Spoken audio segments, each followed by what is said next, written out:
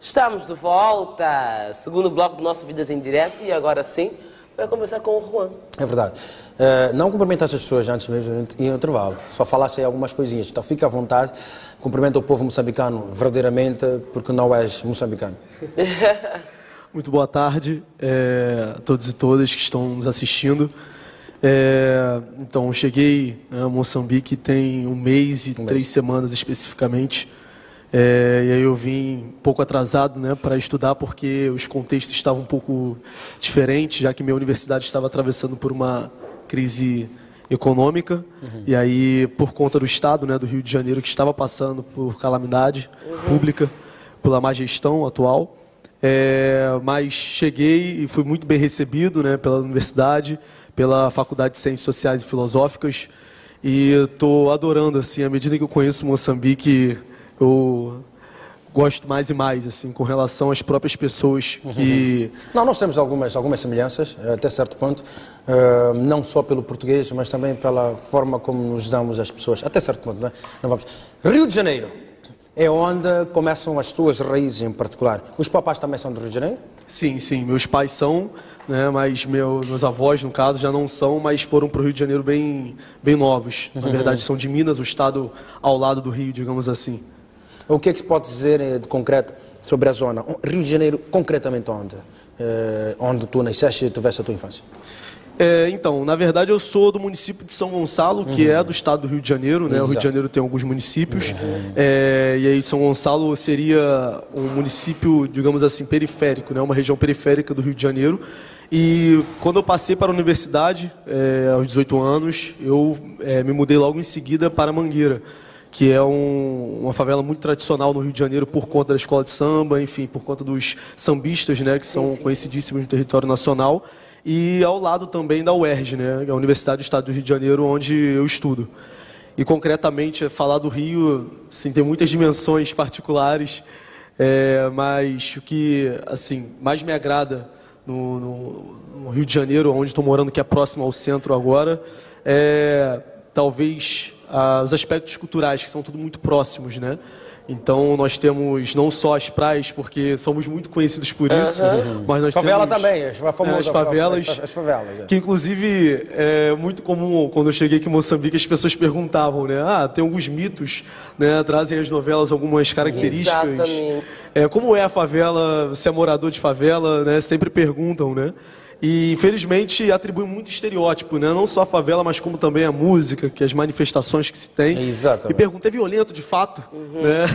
Porque isso não chega muito. É isso que chega, violência, né? Exato. Eu falo, olha, não é só violência que a gente vive, pelo contrário, né? Nós estamos também, assim como todos os outros estados, né? E outras nações também é comum o índice de criminalidade. Infelizmente, passamos e atravessamos por isso, assim, constantemente. Mas nós temos outras coisas bem relevantes, né? Tal como eu nomeei agora, o próprio aspecto do samba, por exemplo, que é muito presente, faz parte da minha infância. Fui formado no meio do samba, do hip hop, da black music especificamente, né? No meio do funk, que é muito descaracterizado, inclusive em território nacional. Ele é vendido à medida em que é descaracterizado. Pelo que as pessoas que praticam são vistas como marginalizadas. É verdade. Mas cada vez mais tem ganhado seu espaço, seu reconhecimento, tanto é que a mídia também já dá mais espaço a este estilo de música, a esta manifestação cultural até certo ponto, não é? De que te recordas quando era pequeno? Além de frequentar a escola de samba, o que mais fazias? Quais eram as brincadeiras na sua região?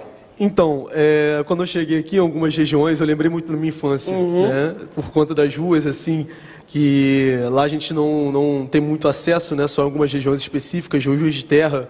Eu brincava de bolinha de gude, geralmente. Com bolinha de gude é Berlinde. Estamos de Berlinde, não é? É Berlinde, atenção. Sim. E jogávamos muito futebol, né? E era apaixonado por futebol. Então, por exemplo, tinha uma atividade paralela, que era a cafifa, né, a soltar pipa, só que eu particularmente nunca fui muito bom. Então, eu priorizava aquilo que eu me destacava, que no caso era o futebol e a bolinha de gude.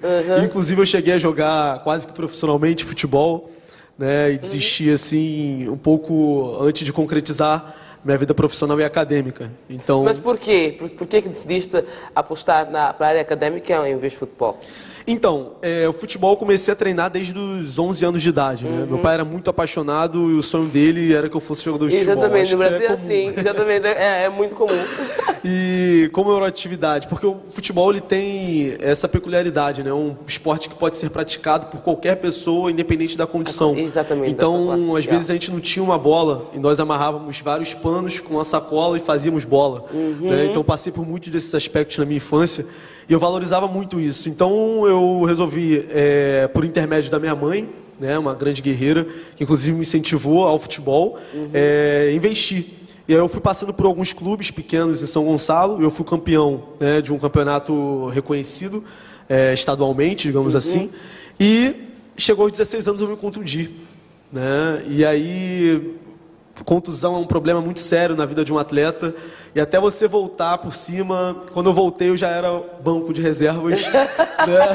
E a gente não gosta disso, né? Exato. Quando a gente está despontando e se machuca, voltar com banco de reserva não é muito agradável. É verdade. E aí quando eu fiz 17 anos eu falei, olha, eu preciso estudar. Né? E aí foi um momento muito gratificante para mim, porque ao lado da minha casa foi fundada uma biblioteca comunitária, né? Que eu moro numa favela em São Gonçalo, um município distante do Rio, né, no Jardim Catarina, e desde 2003 havia uma biblioteca comunitária, a qual eu pisava assim, raras as vezes. Né, assumo que faltava incentivo. Né, então eu resolvi pisar nessa biblioteca e de repente uma prima minha falou, olha, eu tenho um livro aqui que me lembra muito você. E o livro era a autobiografia do Malcolm X. E aí foi o primeiro livro que eu li completo, sem pressão dos pais, sem a pressão da escola. Exato, por vontade própria. Vontade própria. E esse livro, assim, a história do Malcolm me fascinou. E uma das coisas que ele menciona é a relação da leitura, a relação dos textos, né, a importância dos livros. E eu comecei a investir. Mas que características em particular fizeram com que te identificaste com esse texto ou com esta obra? Então, a vida do Malcolm é muito controversa, né? Ele atravessou vários momentos, tal como a criminalidade, foi cafetão, enfim. Você que eu pergunto, em que momento tem quadro? Uma questão que é muito presente, né, no cotidiano de pessoas que moram, né, em comunidades é a criminalidade, né, o tráfico de drogas. Que inclusive, infelizmente, há uma tendência a simplesmente repercutirem o tráfico de drogas, falarem, apontarem a favela como território perigoso, Exatamente. mas não falam como chega, por exemplo, uma K-47 dentro da favela, não falam como chegam as drogas, né? Ninguém tem esses indícios e apontamentos. Uma pessoa de 12 anos não pode portar um fuzil sem que necessariamente você saiba como chega esse fuzil. Né?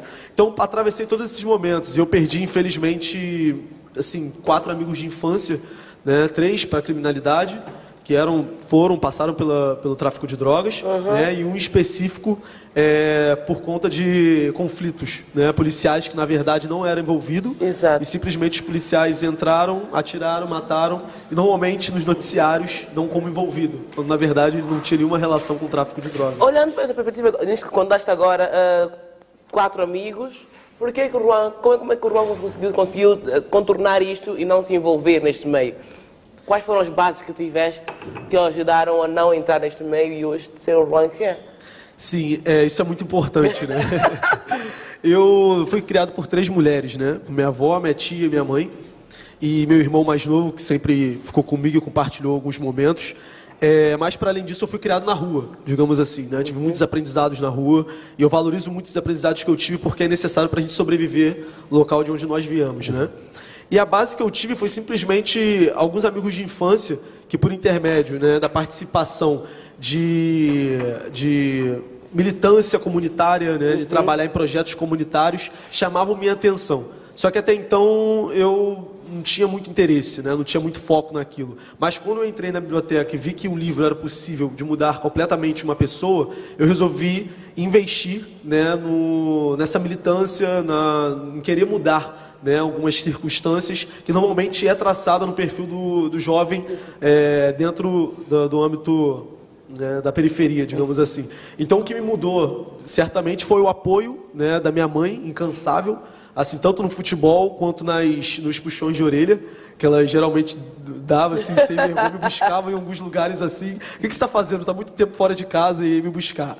Né? Então, algumas lições foram muito importantes, né, da parte dela para que eu me tornasse assim, a pessoa que eu me tornei hoje. Exato. Então acho que a base fundamental foi minha mãe, e a base familiar que eu tive também, onde muitos dos meus amigos, inclusive, não tiveram. Né, porque eu acho que uma das coisas que mais agregam, né, na pessoa se influenciar aí para a vida do crime é o meio material.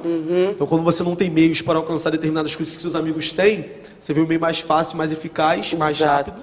Né, então, você acaba atuando por aquele lado. É verdade. Bem, e como é que é ser criado por 3 mulheres? Incrível. Eu acho que, sim, muito da minha criação, né, do que eu desenvolvi, até na questão da sensibilidade também, de problematizar, por exemplo, minha masculinidade com relação à estrutura que nós temos, né, que beneficia e favorece, por vezes, os homens, inclusive no Brasil, eu pude mais cedo e mais facilmente observar certas coisas, né, por conta dessa criação, que foi uma criação que não me estimulou talvez a tendências somente direcionadas a um gênero específico, né, que é o gênero sempre masculino. Então eu tive várias outras oportunidades de ver o mundo de outras formas também. E... Mais fácil obedecer uma figura de pai do que obedecer uma figura de mãe, entre aspas, não é? É o que a gente tem estado a ver, obedecemos mais os pais por causa da questão masculina, não é? Sim. Em detrimento das mães, que são, muitas delas até um pouco mais pacíficas. O papá? Então, eu na verdade tive alguns pais, digamos assim. Minha mãe, ela separou do meu pai bem cedo, né? Na época eu acho que eu tinha 11 anos. E aí eu ganhei uma pessoa extraordinária, né? Que modificou minha visão por inteiro. Inclusive, é muito fundamental falar das bases que foi essa pessoa na minha vida. Que na verdade, eu tive o meu pai Robson, que foi meu pai biológico, né? Que me criou até um determinado momento. Separaram. E aí entrou um outro pai, que foi meu pai Júlio, que na verdade é meu padrasto, mas eu chamo ele de pai de criação, né? E que até os meus 17, 18 anos, ele esteve comigo, então ele ficou com minha mãe uns 10 anos, assim, foi um tempo muito bom, inclusive, para me enriquecer culturalmente. Porque eu comecei a adentrar no samba, no hip hop, no ativismo, muito por conta dos seus conselhos, né? Então o rap me influenciou muito por intermédio dele.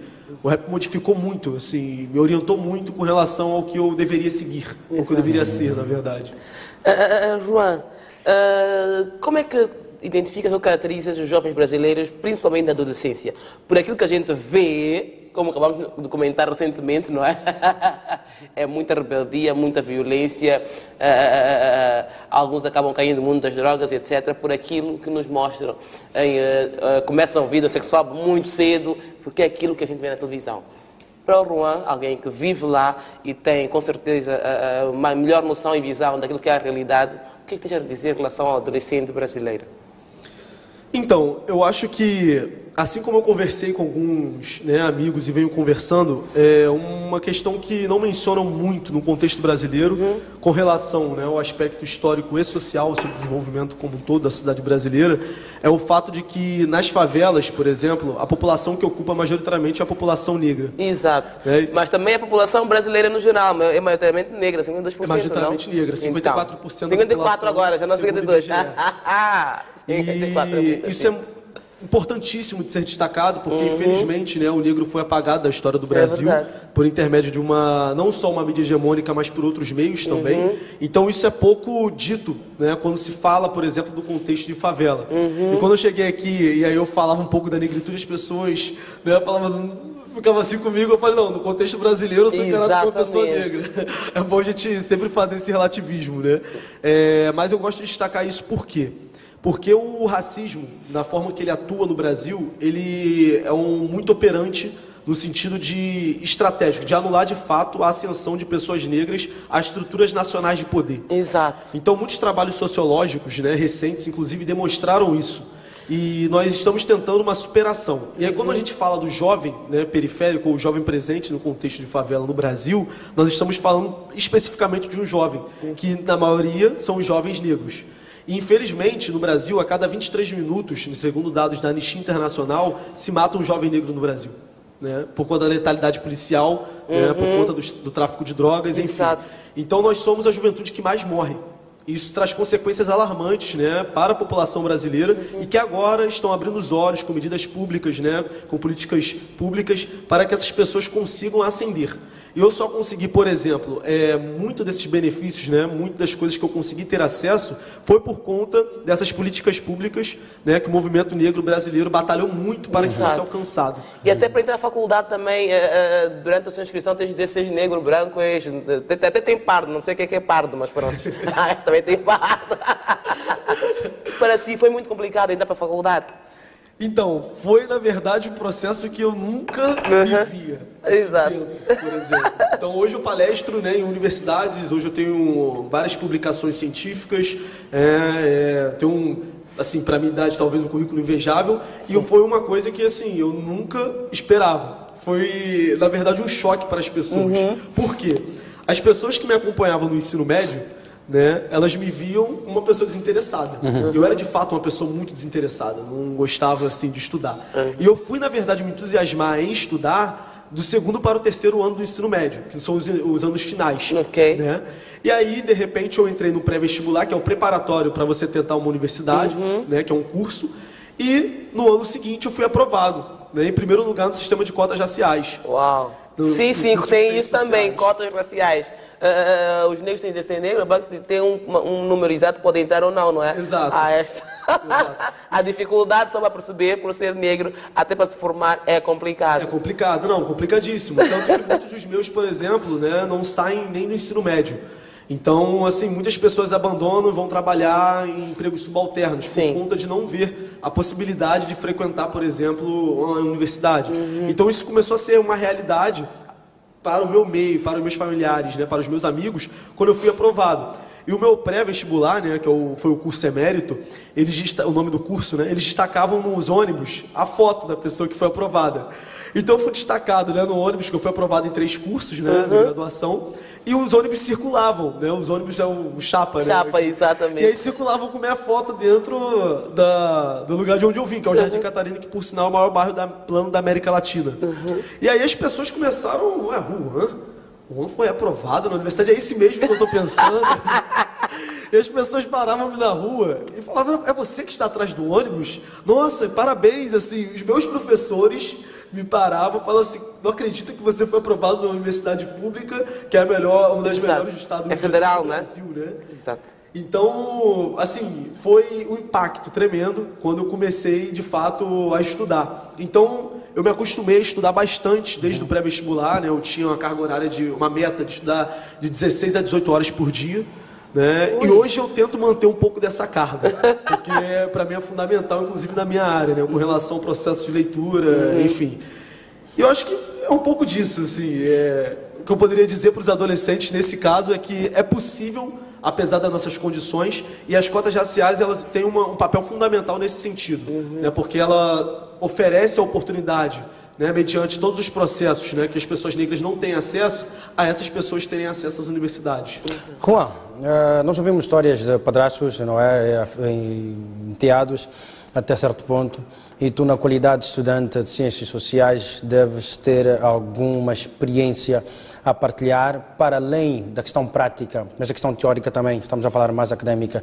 O que é que determina uma boa convivência, uma boa relação entre padrastos, afilhados, enteados, não é? Esta relação que não é direta de sangue, o que é que determina? O que faz com que seja uma relação saudável? Talvez possa, neste exato momento, servir de uma mais-valia para alguém lá em casa que está a ver o programa, que está numa situação em que tu atravessaste. Bem, é uma pergunta... À primeira vista parece simples, né? Mas é um tanto complexa, porque eu assumo que tive muitos conflitos. Até uma criança entender, né, que seu pai biológico saiu de casa e uma outra pessoa assume essa função, é complicado. Só que quando eu comecei, né, aí ele pagou uma fase muito difícil, que é a fase da adolescência. A adolescência é uma fase muito difícil, é uma fase de conflitos. É determinante. Interno determinante. E eu estava nesse conflito e me aproximando, né, cada vez mais, por exemplo, do tráfico de drogas, né, os meus amigos que frequentavam e assim atuavam no tráfico de drogas. Então ele teve um papel determinante no sentido de me impor algumas coisas, algumas práticas, digamos assim, como por exemplo, ele chegou e eu não fazia nada para ajudar minha mãe. E assim, na minha idade, ele achou que era um cúmulo com crianças de 12 anos, não, por exemplo, lavar um prato, lavar um tapete, não limpar o banheiro. Ele começou a me colocar tarefas sistemáticas para eu fazer dentro de casa. Então eu comecei a respeitá-la, mas muito por, inicialmente, medo, né, que é a figura masculina, pois, sim. Né, do que por respeito, porque eu ainda tinha um pouco de ciúme, né? Mas depois que eu fui perdendo esse ciúme, vendo a importância, né, que o meu pai, no caso o Júlio, né, teve para minha vida, eu comecei a admirá-lo imensamente.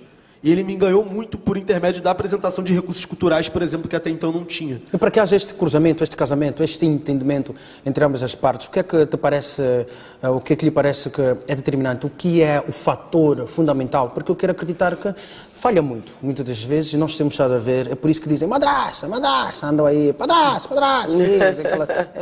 pouco se fala até de enteado, mas fala-se mais destas figuras. O que é que lhe parece que foi importante para que houvesse este encontro entre tu e o teu padrasto? Diálogo. Pai, nesse caso. Diálogo.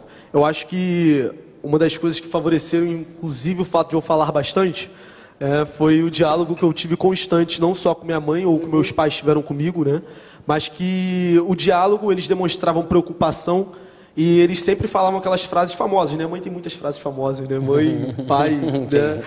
Então, eles sempre falavam, sempre contavam, sentavam, faziam alguma coisa de errado, eles sentavam comigo, me apontavam. Então, uma das características que eu desenvolvi por intermédio do diálogo foi a autocrítica. A autocrítica, e que eu acho que é um processo muito determinante, inclusive, para que nós possamos atingir minimamente uma alteridade, digamos assim. Porque é muito fácil, nós apontamos e julgamos geralmente as pessoas de uma moral particular. Exatamente. Né? E não entendemos, né? Não buscamos entender as suas dinâmicas culturais. Motivações, pois, é verdade. Então foi importante para mim esse diálogo que me fazia refletir constantemente em conflito comigo mesmo. Exato. Né? Eu acho que é determinante para qualquer espaço, seja ele familiar, afetivo ou de amizade. Exatamente. João, dessa forma vamos ao intervalo, Dudas, está bem? Vamos um breve Igual intervalo. voltarmos, tens de fazer a agenda desta fotografia. Está bem? Ok. Vamos ao intervalo breve, brevíssimo, honrar com os nossos compromissos comerciais e voltamos já. Até já. Até já.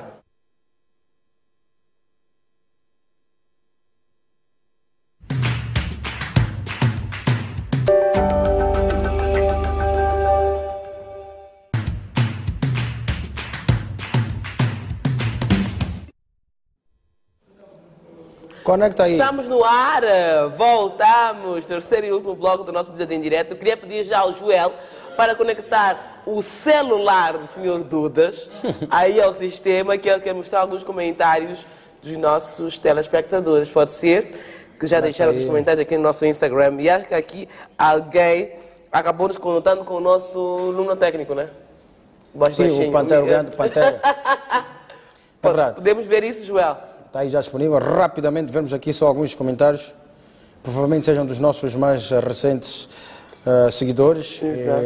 Quem desde já agradecemos pela simplicidade e também a audiência, não é? Está aí, doutor realizador. Ainda não está. Não está. Bem, enquanto isto não acontece, lê aí, tal? Eu posso ler daqui, né? Exatamente. Tem já a nossa fotografia postada no Instagram no dia de hoje com o nosso convidado. A foto por acaso está bonitinha. O Deus olha para mim, não sei porquê com essa cara, enquanto eu ria, mas ok. Dá para fazer zoom da fotografia para entender. Agora vou ler assim, os comentários. Temos a Tárcia Sérgio, né? Que diz: já estou ligado ao programa. Faz um ok, um coraçãozinho vermelho cheio de paixão. Temos também o Senequinha Lia, né? Que diz: olá, panteras. Pantera. Dizer, já estou ligado ao programa. E um coração todo vermelhinho, cheio de paixão também. E temos o Levi Souza, Zivane, é isso? Que diz: conheço o Juan. Da UP. Da UP. Da UP. Juan. Então, a fotografia do Juan que aqui está, por favor. Eu quero a agenda dele. Juan tem feito algumas palestras, né? Motivacionais. De que temas geralmente abordas, Negrito? O que é? O que é que trazes geralmente ao público nessas palestras? Então, eu estou discutindo, né, no contexto brasileiro, ainda mais no atual, um pouco das questões políticas, Okay. né, mas atualmente eu venho me destacando por estudar sociologia da internet, como as redes sociais, por exemplo, modificaram nossas relações e a maneira pela qual nos relacionamos. E também discuto, né, aspectos da negritude de uma maneira geral, mais especificamente no Brasil. Exato. Então, as últimas palestras que eu concedi aqui no Brasil foram em torno do tema, né, de teoria política pós-colonial, das problematizações das novelas, né, no contexto moçambicano, o que a gente pode trazer em comparação ao Brasil. E a última foi agora há pouco, na verdade, fui convidado para uma aula por um professor da UP, né, e nessa aula eu falei um pouco de um artigo que eu escrevi sobre a sociedade da transparência e novamente sobre as dinâmicas interacionais por intermédio da internet. Juan, tu tocaste aqui agora sobre as novelas, o que aproveitar ou não. Também aqui mais uma novela no princípio. O Juan não disse nada. Dá-me aqui um breve, um trecho, um briefing, né, básico. Como que é a sua novela? Exatamente. Santos. O que é que realmente a gente pode absorver ou não das novelas? Eu estou aqui a dizer que eu faço uma seleção, claro, porque muitas delas, de alguma forma, dão alguma realidade, alguma coisa da atualidade, não é? Mas nem tudo é bonito, nem tudo é bom, nem tudo... Sim. Deixa eu dizer já agora. Sim. Vamos aproveitar, é algo pessoal mesmo. Exato. O que acontece, né? A última palestra teve como título o ser como a construção do outro, ou seja, o fundamento do que é a partir do que não é. Sim. E o que não é, geralmente, a negação que se tem de algo, né, é fundamentado, sobretudo no Brasil, a partir, né, de uma negação do que seria a negritude. Então, eu falei um pouco sobre a negação do Brasil, né, como que as novelas brasileiras contribuíram de alguma forma para ofuscar a contribuição africana no contexto brasileiro. Sabiá. O próprio Sabiá, né? Então você pega, por exemplo, não só o Sabiá, você pega os papéis que os negros fazem nas novelas, né, do Brasil, são sempre ocupando as mesmas posições. Ou é tráfico de drogas, empregado. E por aí vai. São os estereótipos fundamentados. Exatamente. Então, sempre que se tem uma novela assim, eu recuo um pouco, né? Então, sim, normalmente destaca aquilo que, na verdade, não se baseia na realidade brasileira. Ou se baseia só para um determinado grupo. Exato. Né, em benefício desse determinado grupo. Tanto que, atualmente, teve uma novela que foi lançada, Segundo Sol, na Bahia, sem negros com um papel importante. Eu tô por dentro, cara. O que aconteceu? O movimento negro brasileiro, né, na Bahia, escreveram uma carta, não só uma carta, mas uma série de documentos, exigindo, né, um parecer, né? Que história é essa? Vai fazer uma novela na Bahia sem negros. E aí, a editora não, né? A produtora simplesmente lançou uma nota falando que não tinha atores negros qualificados para todos os papéis. Conhecendo um pouco da realidade dos jovens moçambicanos, já aqui alguém disse que o conhece da UP. O que dizer sobre a semelhança ou não dos jovens brasileiros, assim como moçambicanos? Ou o que dizer de um possível encontro destas duas camadas? Com relação à universidade? Não, jovens mesmo. Jovens, estudante de ciências sociais, em algum momento encontra aqui uma plataforma para o desenvolvimento. Sim. Já se sabe que é a partir dos jovens que se olha para frente. Mas queremos aqui encontrar, em termos sociais, algumas semelhanças ou não dos jovens brasileiros, assim como moçambicanos. O que é que lhe parece? Olha, como eu mencionei anteriormente, me lembrou algumas coisas, né, tanto da minha infância quanto da minha adolescência, que eu acho que nós podemos comparar tranquilamente, assim. A própria questão do amor ao futebol, né, uma característica que, de cara, nós observamos, mas, sobretudo no ensino, eu acho que é muito menos, né, as práticas individualizadas. Exato. Né, são mais cooperativas, né? Há uma coletividade, uma dinâmica muito maior de grupo que eu pude observar, pelo menos na universidade, né? Do que eu tenho a minha experiência no Brasil, nas universidades e no ensino médio, por exemplo. No Brasil pode-se dizer que falta oportunidade ou vontade de, portanto, ir atrás das oportunidades por parte dos jovens? Eu acho que faltam muito mais oportunidades, né? Porque eu acho que vontade todos nós temos, né? Agora, temos problemas, claro, que também está diretamente ligado à maneira que você incentiva os jovens, porque o sistema educacional que nós temos não é nada agradável. O incentivo é importante. O incentivo é importante. É muito importante. Nós temos um sistema educacional que, na verdade, menos incentiva. Então, ele engessa a pessoa, engessa a criatividade do indivíduo, né, fazendo com que ele desanime completamente ao adentrar naquele ensino. Fora a infraestrutura que nós temos precária, que ultimamente está assim, se precarizando cada vez mais, né? Da escola pública, no caso, eu me refiro. Juan, está em Moçambique e uma das suas áreas de interesse é o lobolo. Por quê? Então... Eu caí um pouco de paraquedas, assumo, né? Porque eu vim para Moçambique com uma proposta completamente distinta, que foi fazer algumas disciplinas que não tem no Brasil, né? Que eu observei antes, a UP me interessou bastante, e também desenvolver 2 tipos de pesquisa. A primeira era educação do corpo em instituições escolares. O que eu poderia observar nas escolas e como se dá a dinâmica corporal, o comportamento, em comparação com o contexto brasileiro, por exemplo. E a segunda seria pesquisar infâncias e saberes, né, na estrutura democrática escolar. Ou seja, o que as crianças têm a dizer sobre a escola e sobre a estrutura escolar, porque geralmente nós achamos que a criança não tem nada a nos oferecer, né, antes de chegar na escola. Pelo contrário, elas observam o mundo. Então, eu gostaria de saber como isso é desenvolvido no contexto moçambicano. E aí, chegando aqui, né, comecei a desenvolver meus estudos, né, comecei, na verdade, a apresentar um trabalho na UP, na jornada científica, e esse trabalho foi meio que um estopim para vários outros convites, né, porque eu apresentei o trabalho e publicizei o vídeo. E aí, no vídeo, as pessoas já sabiam que eu estava em Moçambique e falaram, nossa, recebi o convite, né, de uma professora amiga, a Vânia, que inclusive me convidou para dar uma palestra na Escola Superior de Jornalismo. Recebi um convite tanto de professores da UP para falar sobre várias temáticas, né, que atravessam tanto Moçambique quanto o Brasil. Então, isso foi bem surpreendente, né, para mim. E aí caiu o paraquedas. Eu estava fazendo uma disciplina de sociologia, aliás, de antropologia cultural de Moçambique, onde o tema foi família, né, no contexto moçambicano, tradição e o estudo do lobolo. E eu fiquei tão fascinado por aquilo que eu falei, nossa, eu queria ter uma oportunidade de trabalho de campo. Mas olha, isto é trabalho de campo. Sim. Os homens, deixa-me só informar-te do fundo do coração, pelo menos em Moçambique, do Rovu Maputo, do Zumbo Índico, os homens estão a fugir desta palavra.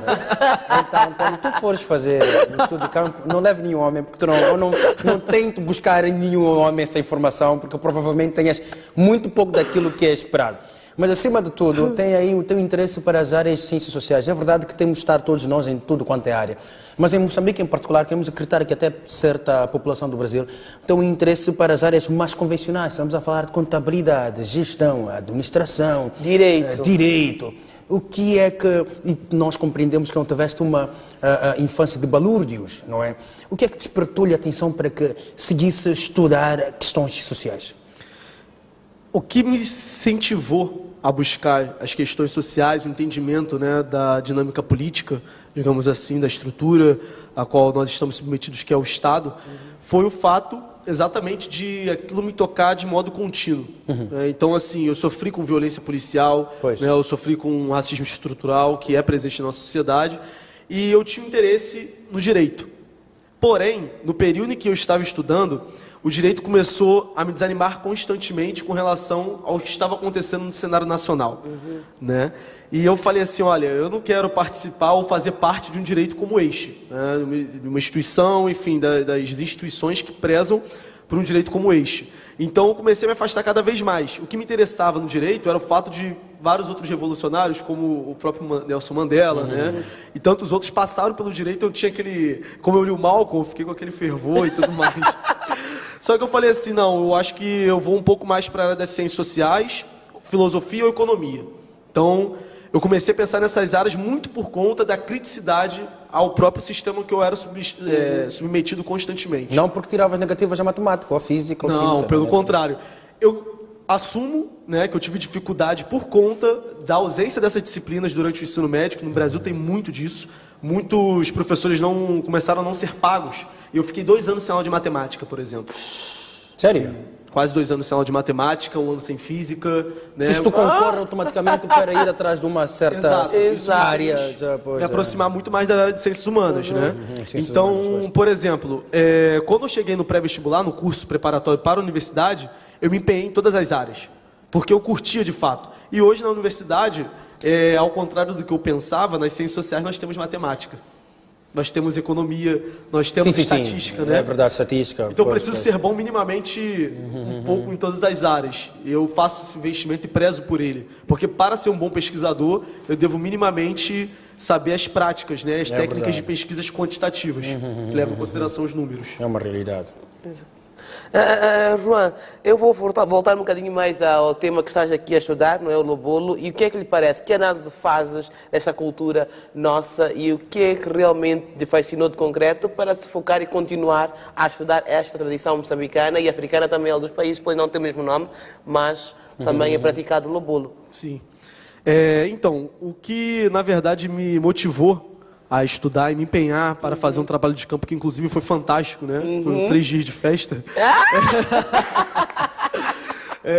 Foi o fato de que, por muita, assim, no Brasil, que é muito presente, por exemplo, nós perdemos muitos aspectos, digamos assim, tradicionais, né, da cultura africana por conta desse pressuposto civilizatório europeu. Exato. E que Moçambique não foi muito diferente, né? Então o processo de independência foi um pouco tardio, inclusive, aqui. Exato. E aí, como a gente chega aqui, normalmente nós vemos e observamos muito, né, aspectos presentes inteiramente da cultura europeia. Mas aí nós buscamos entender também como há ainda a presença de práticas tradicionais em meio a essa tendência de modernidade. Né? Porque por muitas das vezes essas práticas elas foram taxadas como práticas irracionais, né? Ou como venda de mulher, né? Sempre como algo que deveria ser descartado, inclusive. Então, quando eu me deparei com isso, eu comecei a ter crítica. Né? Quando eu cheguei aqui, as pessoas falavam do Lobolo de uma forma completamente preconceituosa. Exato. Eu falei, olha, não é bem assim. Então eu me deparei com trabalhos famosos, que no caso é da pesquisadora que vive na África do Sul, espanhola, Brigitte Banhol, e do Paulo Grange, que é um português que teve a oportunidade também de pesquisar o Lobolo, e de alguns outros moçambicanos. E isso me fez diretamente assim, ter um interesse, né, a pesquisar essa prática e ver como que ela se dá na contemporaneidade, assim, quais são as dinâmicas, porque tem muito sincretismo. Então, como que ela se desenvolve com o islamismo, com o cristianismo, porque o louvor é uma prática dos antepassados. Exato. Então, como é que é esse contorno, né, que se faz? Então, foi isso que um pouco que me motivou. E aí, como fui de paraquedas, mas ainda assim está sendo brilhante, né, para mim. Porque eu acho que a pesquisa nos satisfaz nesse sentido, certo? Eu acho que a gente fica um pouco motivado a partir do que nos toca, né? Quero partilhar conosco quantas anda a felicidade das 3 mulheres que sacrificaram-se até certo ponto para criá-lo e hoje está a caminhar para tornar-se esse homem que provavelmente elas sonharam um dia ser? Sim. Eu falei com essas mulheres recentemente pela videochamada do WhatsApp.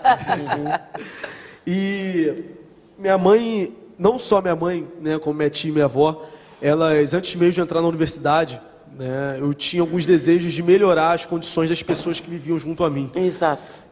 Então eu fundei no ano de 2015 uma organização comunitária, né, que é uma organização comunitária que preza pelo desenvolvimento cultural, né, para conseguir subsídios, para que a gente possa desenvolver práticas culturais dentro da favela e tentar diminuir um pouco da taxa de criminalidade. Então essas pessoas já ficaram orgulhosas quando, na verdade, eu consegui fundar, articular com outros amigos, uma organização comunitária que hoje tem 4 anos, né, tem na sua administração 15 pessoas, todas elas jovens, todas elas negras, né, que são moradoras do mesmo bairro e que nós fundamos, por exemplo, cursos preparatórios para concursos públicos, né, para vestibular, e que isso automaticamente fez com que muitas pessoas ao nosso entorno tivessem um desenvolvimento profissional e educacional. Então elas tiveram já muito orgulho nesse processo. E quando eu anunciei que foi aprovado para o intercâmbio, né, para Moçambique, que na verdade quando eu fiz o anúncio, até então não sabia qual país eu iria. Né? Então tinha algumas opções. Você recebe uma lista e aí você tem, de acordo com com aprovações, né, nota da universidade, você escolhe. Então eu falei assim, eu quero ir para o continente africano, ou eu quero para Angola, eu quero ir para Moçambique, pensei também em África do Sul, só que minha universidade só tinha contato direto com Moçambique. Exato. Eu falei, não vai ter erro, vai ser Moçambique, né? É um pouco ancestral também, né? O que a gente valoriza bastante, apesar do Brasil ter recebido muita influência, né, dos povos iorubás, que no caso é Nigéria, Benin, Camarões, assim, nessa região, mas ainda assim há uma conexão, né, muito grande, muito visível, e algumas amigas minhas já tinham vindo para cá. Então quando eu anunciei, tá certo, fui aprovado para o intercâmbio, vou para Moçambique, elas choraram assim imensamente. Para o bem e para o mal, né? Porque, olha, não, 6 meses, vamos sentir saudade, só falta em março e tal. E esse despedir da minha avó foi doloroso, porque ela, aos plantos, né, me levava no portão. E ao mesmo tempo que, né, esse orgulho, né, que elas sentem por mim, eu também sinto por elas. Exato. Porque eu não seria nada se não fosse, assim, a vontade delas de me fazer tornar um homem pessoas. Felizmente tu deixas ficar esta realidade. Infelizmente muitos parece que esquecem-se na caminhada de muitas mulheres, em particular muitos homens que deram de si para que pudessem ser o que são hoje, não é? Há pessoas que deixaram de comer, estudar, para não ter que dizer, há pais que deixaram de comer, estudar, de brincar em algum momento, porque somos eternas crianças, de socializar-se para fazer algumas pessoas ou os seus filhos crescerem na vida, mas infelizmente vemos não só a nível de Moçambique, a nível do mundo inteiro, muitos dos filhos esquecendo-se dos pais, já até abandonando-os nas ruas. Portanto, nós deixamos ficar tanto as nossas felicitações, esperamos que não seja apenas uma teoria ou dizeres, né, dos estudos sociais, mas seja uma realidade também, sobretudo, uma questão afetiva. Desde já, os parabéns às tuas grandes mulheres. Muito obrigado. Temos ainda 3 minutos, João, para o fim do nosso programa. Que avaliação fazes da sua estadia em Moçambique? Volta só em novembro, não é? Volto, na verdade, em março. Desculpa, em março. Isso. Como é que está a ser este período? As pessoas que conheceste, que o apoiaram, que o acompanham, o que é que tens a dizer a essas pessoas? Eu tenho a dizer, assim, primeiramente, a palavra-chave é a gratidão, né? Tanto as pessoas moçambicanas que me receberam, no caso, os professores da Universidade Pedagógica, né, que são excelentíssimos professores, e nós temos que valorizar esses profissionais, foram super atenciosos. E também agradecer as pessoas brasileiras que me receberam aqui, né? Então, mandar um beijo grande para essas pessoas que estão me assistindo, como a Kátia, a Amanda.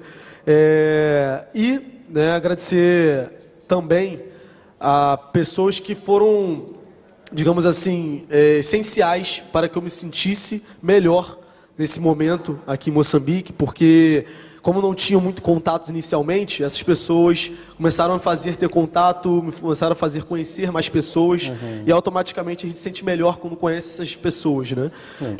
Então isso me fez um bem enorme e eu estou muito feliz e contente de estar aqui, inclusive por conta de uma série de fatores, inclusive, mais especificamente, por ver, né, que, diferente do meu país, né, em Moçambique, a minha cor é muito valorizada. Então eu consigo ver vocês nos programas, isso é maravilhoso, assim, ver vocês na mídia, eu olho para a caixa de sucrilhos, eu vejo vocês, eu me vejo. Exatamente. Isso é fundamental, assim, isso é muito, e está sendo trabalhado no Brasil hoje, né, porque a autoestima dos povos de ascendência africana, né, enfim, como eu já mencionei, mas é isso que me deixa mais contente. E mais à vontade. Mais à vontade, exato. Estás em casa. Estou em casa, com meu dread, né, com meus penteados, que constantemente eu mudo. Exato. Juan, muito obrigada, foi um prazer enorme recebê-lo. Satisfação foi minha. Vamos muito embora, obrigado a Dudas. vocês. Vamos embora, mas aproveitar, desejar uma vez mais à Sua Excelência Joaquim Chissano. Exato, feliz aniversário. Exatamente, por mais um ano de vida. Exato, e vamos ver a noiva, o quadro A Noiva, da tarde é sua, está bem? Fechamos assim e voltamos amanhã, quando forem pontualmente 4 da tarde. Mantenham-se ligados a nós. Hoje estreia a novela nova, quando forem pontualmente 21 horas. Liguem-se a nós. Tchau. E até amanhã.